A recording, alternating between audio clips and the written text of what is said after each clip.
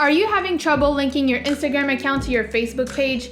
If yes, look no further. Follow these next simple and easy steps and you'll be good to go. The first step is to determine whether you have a classic or new experiences Facebook page. So, begin by logging into your account and head to Pages. It should be here, but if it's not, click on See All and it'll be just right here.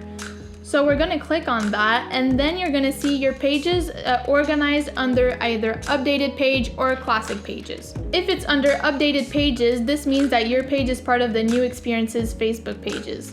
If it's under classic pages, this means that it is a classic page. If you have a classic page, I invite you to skip over to the next chapter to see how to link it to your Instagram account.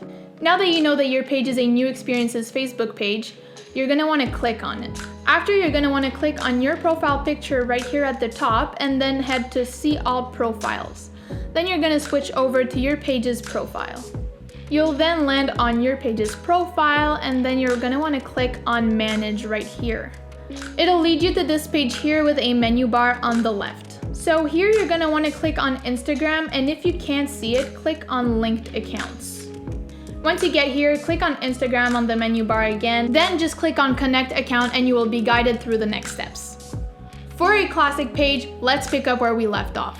You're going to want to click on your page and then your screen should look somewhat like this with a menu bar on the side here.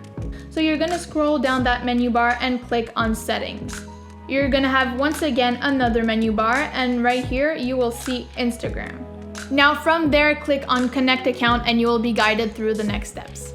I hope this video helps and that you now have your Instagram account and Facebook page linked. If you thought this video was helpful, don't forget to give it a thumbs up. And if you have any other questions, please let us know down in the comments and we'll do our best to answer them. Follow us to get the answers to all your questions.